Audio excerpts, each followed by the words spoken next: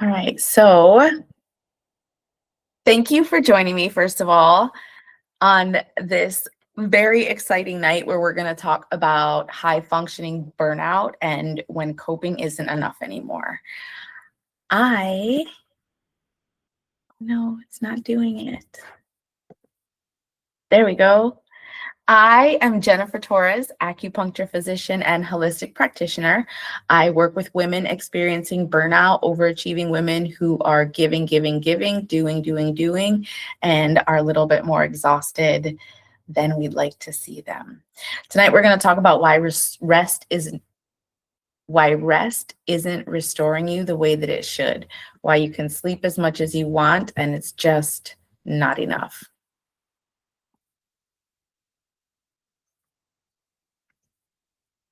All right. So you might recognize some of these. Let's see. There we go. Women who are overachievers, when they start to burn out, it's not always, I'm too tired. Sometimes it shows up differently. So it may show up as chronic fatigue, um, constant tension and muscle tightness. So we all know that tension in our neck, in our traps, maybe in our low back if that's where we hold our stress. You might notice poor or restless sleep. So the amount of women that I talk to that say, "Yeah, I sleep good." And when I ask them if they wake rested, they tell me no. They wake up still tired or they wake up already stressed out. That means that you're not getting good sleep. Just because your eyes are closed doesn't mean that you're sleeping well.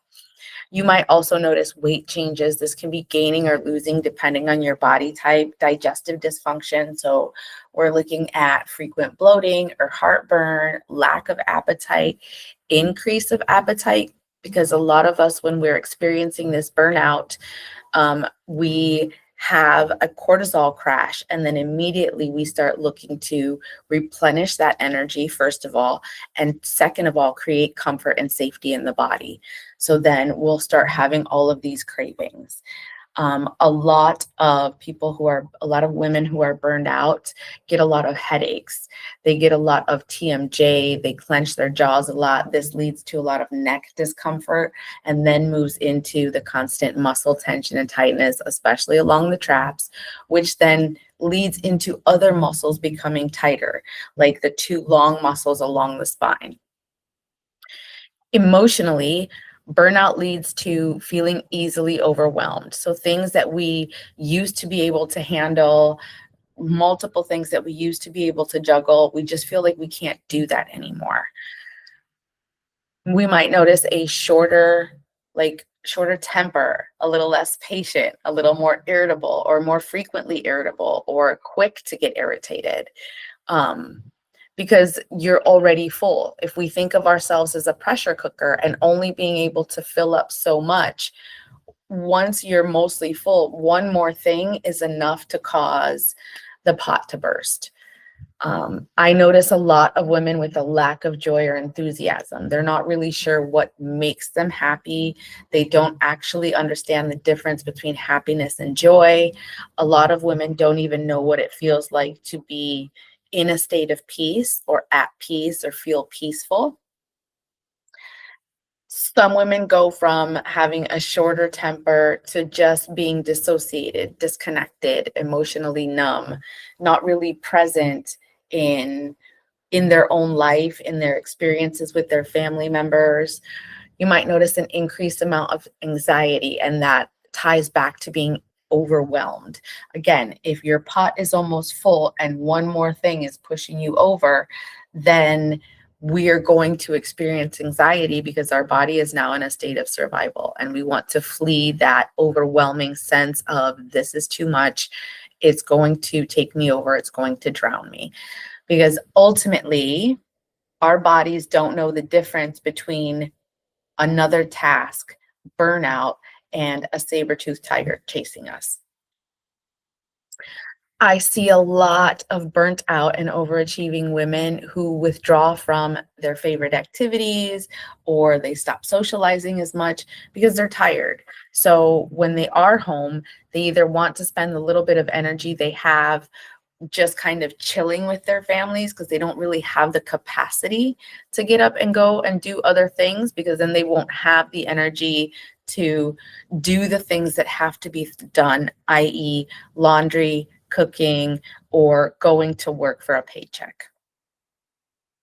So I see a lot of women giving up their hobbies, giving up their pastimes, giving up their extra like self-care space because they just don't have the energy to fund that. Mentally, being burned out can lead to a lack of focus, poor memory, mental fatigue, racing and spinning thoughts. I see this a lot with women when they're waking up in the morning and their thoughts are already taking off. They're off to the races, either going through their task list or going through what they didn't get done yesterday or worrying about this bill or that call or the other meeting. And you can't even wake up peacefully and calmly. Like, imagine the way that a child wakes up, not an infant who wakes up starving, but a child. Generally, they wake up joyful. They're happy to get up, to be alive. We don't even have a chance at that because our mind is already, we're in a state of survival. We have to get this done. We have to remember this, da da da da da, and it doesn't let us relax or rest or find any peace in our own bodies. Lots and lots of doom scrolling, especially in today's age where you can consume in 15 minutes, you can consume 30 videos or more because you may not even watch the entire video. And so we get sucked into this hole where we feel like we're taking a break, but really the light from the phone, the content that we're watching can be quite overstimulating. And if you're already overstimulated, if you're already overwhelmed, it can be, again, too much, leading to more lack of focus, getting stuck in that cycle where I was only going to do it for 15 minutes. Now, 3 hours later, I'm still looking at my phone. When we are exhausted, when we're tapped out, when we don't have any more energy, that can lead to a lot of indecision. Because if you don't have good focus, if you can't think clearly, if you're stuck in brain fog, then you start to doubt whether or not you can make the right decision, where you start to overanalyze and overthink the options instead of instinctually doing what feels right, what leads to more calmness. All of this together, any combination of these symptoms will frequently lead to depression. In Chinese medicine, depression means just that. Something is being depressed, something is being pushed down. Mostly our peace, our joy, our ability to restore and refill our battery. And finally, I see a lot of women who just keeping up with the things that they used to do feels harder than it ever used to. And we love to blame getting old. We love to blame hormones. And while I'm not discounting the fact that things change with age, that we do slow down because there isn't as much of a need for us to rush through life. Most of us, how do I say this politely? I don't want to say we've peaked, but most of us are not racing up the hill. We are at the top of the hill before we start to descend. So there is no need to have as much yang, as much race, as much drive. We also know ourselves better. So we don't have to explore as much, which means that we can take our time to do things. But if you are feeling overwhelmed, if you're not feeling connected to any kind of emotion, if you are not feeling secure in the self, if you are exhausted from the time that you wake up to the time that you go to bed, there's no chance to enjoy anything.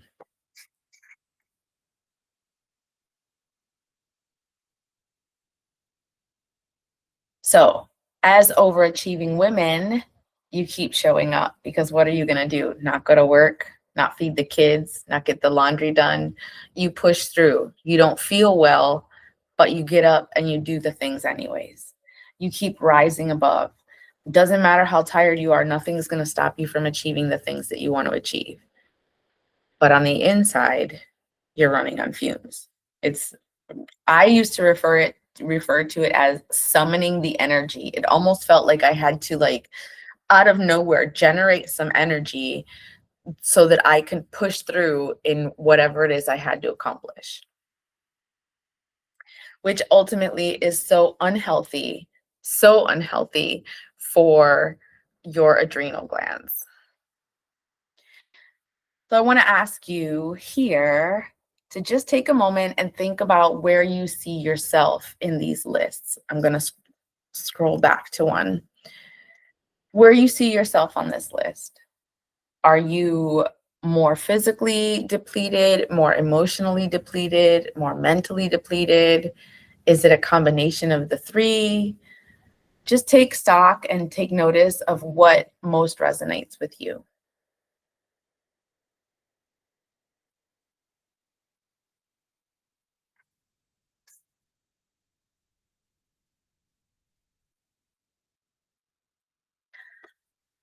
I want to reiterate that you are not failing. You are not lazy. Oh my goodness, the number of women I hear say that they are being lazy or that they are lazy. Meanwhile, holding together and juggling several things, be it family, business, emotional stuff, emotional labor, excuse me. It's not a lack of motivation. Genuinely, if you could, you would. But now we're in a state of survival and we have to make choices as to where we're going to put our energy. And a lot of times when you are in a state of survival, you make survival choices. That is not weakness. That is survival. That is literally being a survivor. So the issue becomes that our nervous system has been in constant output and constant survival mode for so long when there is no actual reason in most cases for us to be in that state anymore. I like to say that it worked when we needed it. We honor it, we thank it, and we put it back in our tool bag because we don't need it right now. How do we end up here? So many women today in this era are they're multifaceted. They are mothers, they are entrepreneurs, they are caretakers. In many cases, they are caretakers while also being mothers, while also carrying the emotional labor of the family, while also building a career or building a business, while also learning to prioritize everyone else over themselves, because societally we are expected to be the nurturers, the glue that holds everything together. Behind every strong man is an even stronger woman, right? Who is carrying most of the load. And I don't mean that to dismiss men and their contributions, but we carry a lot and we carry it internally. We don't tend to process it externally or outwards, which then contributes to more burnout. And trauma. Trauma definitely contributes to burnout because if you are not dealing with trauma, if you are not accepting trauma, if you are not healing from trauma, your body will stay in that PTSD survival fight or flight mode. And that drains your adrenals, it keeps your cortisol spiked, and it leads to continual burnout.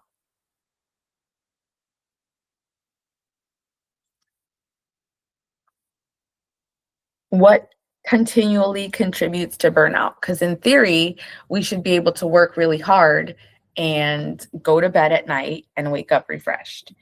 But when you are working more hours than you're not working, when your mind is still on work and you've already left work, when you are a caregiver, especially to a small child or a sick partner or parent or someone in your life that needs constant attention, constant care, and then not having enough time for recovery. So most of us don't give ourselves 7 to 8 hours to even try to sleep. Most of us are running on less than that. And then the sleep isn't even quality sleep. So there is no actual time for recovery. We're just closing our eyes and half conscious. Inner pressure. I should handle this. I need to push through. I just need to get through this day. I can rest later. But in most cases, something else comes up and that rest never comes. Or that rest comes at the expense of doing something that actually makes you feel at peace or helps you experience joy. Like we were talking about earlier with the planting, or for me, it's being creative. And if I'm too tired, then there is no creativity. A depleted system means that your energy never fully restores. We never really feel like we rested enough. We could spend all of Saturday in bed, and on Sunday, we don't quite feel like our batteries are at 100%. This leads to small stressors feeling even bigger, increasing the response or the spike in the response, meaning that the recovery takes longer. The cortisol being reabsorbed back into the body, you coming down takes longer. And then this leads to, like what I discussed in the beginning, those cortisol cravings. So now your body is looking for safety and to replenish the little bit of energy it has. But because we don't have in this culture the best habits for using food as medicine, we immediately start looking for sweet things. And those sweet things in this country tend to be refined sugar pastries, as opposed to pastries, cereals, cakes, cookies, all of those things, as opposed to having some mango or having some grapes or having some goji berry, which helps to restore the nervous system.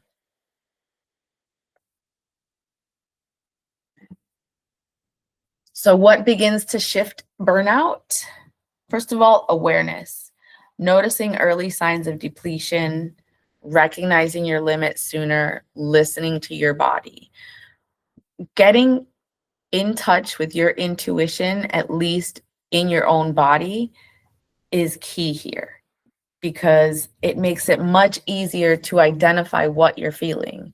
Am I just feeling tired, or am I fatigued? Do I need a break? Is my nervous system dysregulated? Am I overstimulated, or am I having a reaction to something that's going on? Having that awareness makes a huge difference, because if you can't stop and recognize what's going on, the other two can't really be utilized. The next one is regulation. Breathing practices are probably my absolute favorite because it's the fastest way from A to B. Everybody has to breathe. Everyone can breathe.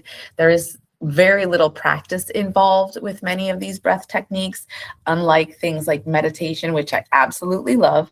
But those are some of the tools that you have to learn. Tapping, you have to learn. Everybody breathes. Everybody knows how to take a deep breath. If you extend your spine, roll your shoulders back, you can't help but take an even deeper breath.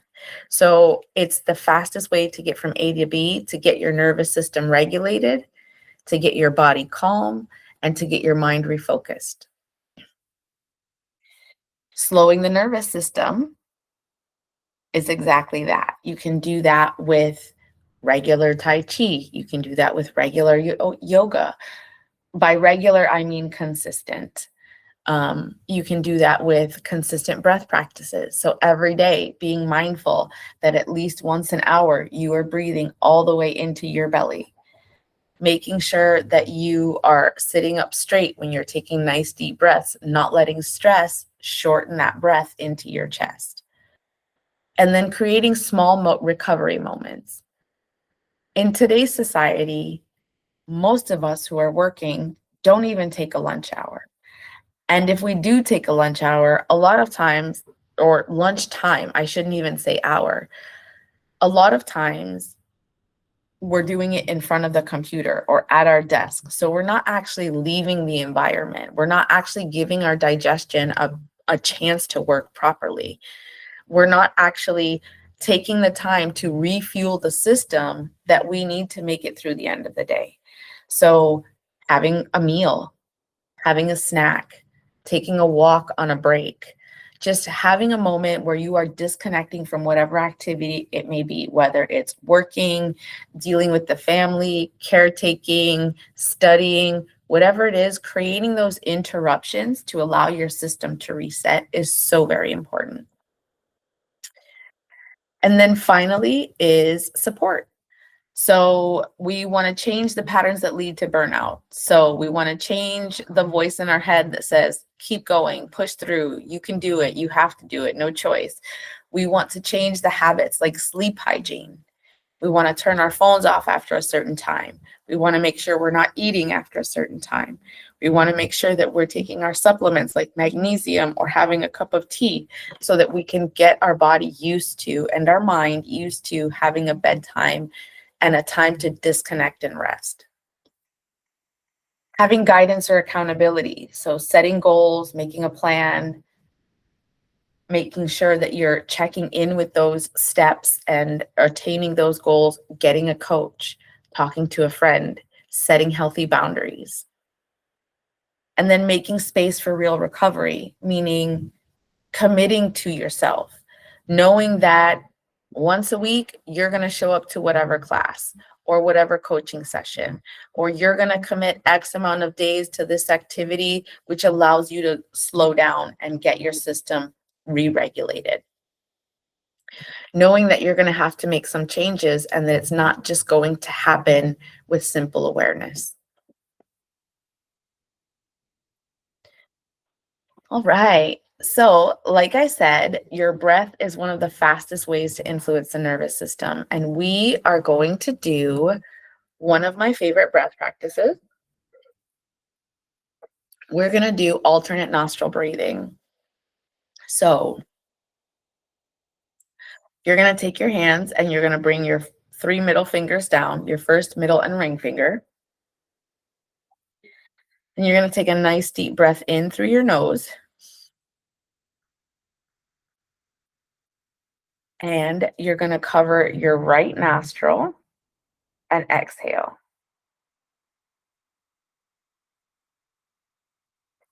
Inhale. Cover your left nostril and exhale.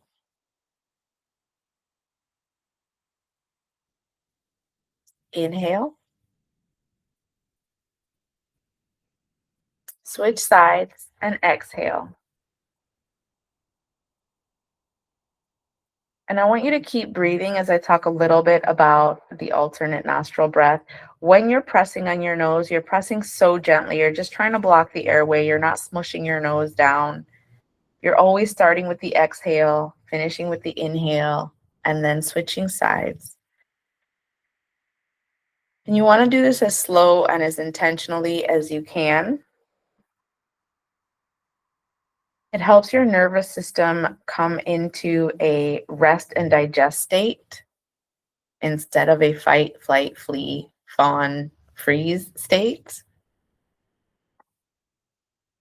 It helps the two sides of your brain to get reconnected, helping you get re-regulated, meaning that your logic and your creativity can work together instead of split, which we also often try to do because we're trying to multitask and keep things within their own box.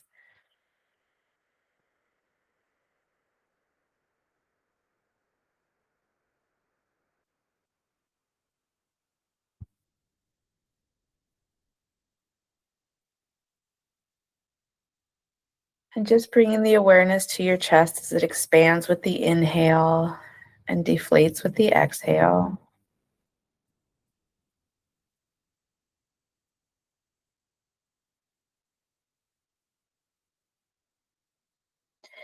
Doing this for just a few minutes is enough to help regulate the nervous system.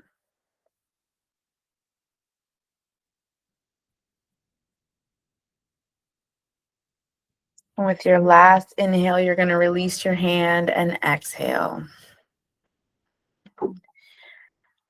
Take a nice deep breath into the belly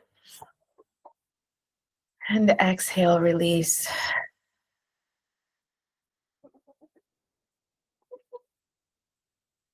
And let's just take a moment here to just notice the difference. Notice what you're feeling in your body. If any muscles have started to release, what's going on in your mind.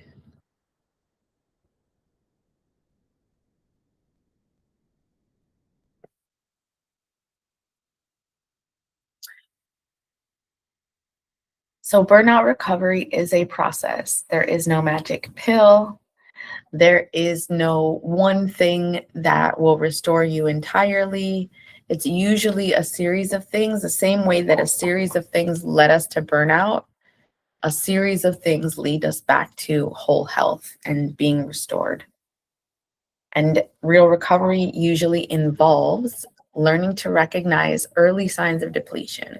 So, again, trying to recognize the difference between I'm just tired in this moment and taking a few breaths will restore me versus I don't have the capacity for this, which is different than I don't want to do this, I can't do this, and I won't do this. Capacity actually takes the measurement of whether you have the capability. Do I have the energy to fund this activity? Do I need a supplement? Do I have to have some sugar? Do I have to have some caffeine? Do I need something to push me through? Regularly supporting your nervous system. So, frequent breathing, frequent breaks when you're working on something that is intense, having someone that you can confide in when you are in a stressful point in your life, having a core foundation of a strong community. You don't have to have a massive community, but we are not islands, and we need people that we can talk to, that we can confide in, be they friends, be they coaches, be they therapists, whatever it is that works for you, you need to have some of that. Making sure that you eat on a regular basis is also supporting your nervous system.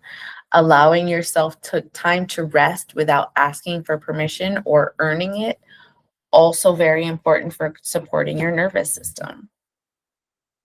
Changing the patterns that keep you in constant output mode. So having healthy boundaries, understanding that we are not designed to work 50 and 60 hours a week and sustain that on a consistent basis.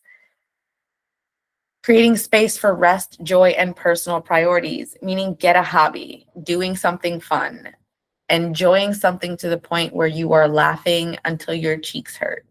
Remembering what it was like to view the world with a childlike wonder and curiosity that leads you into something new to explore for the sole reason of your own enjoyment. Not as a side hustle, not as a growing experience, which ultimately it will be, but just for the sheer enjoyment of it. So, for women who want deeper support, I have an 8-week burnout program where we focus on nervous system regulation practices, coaching to shift burnout patterns, rebuilding energy and resilience, and creating space for your own well-being again. I do this with weekly coaching, nervous system reset yoga classes that we do on Sunday evenings. That is the group activity. The coaching is one-on-one coaching.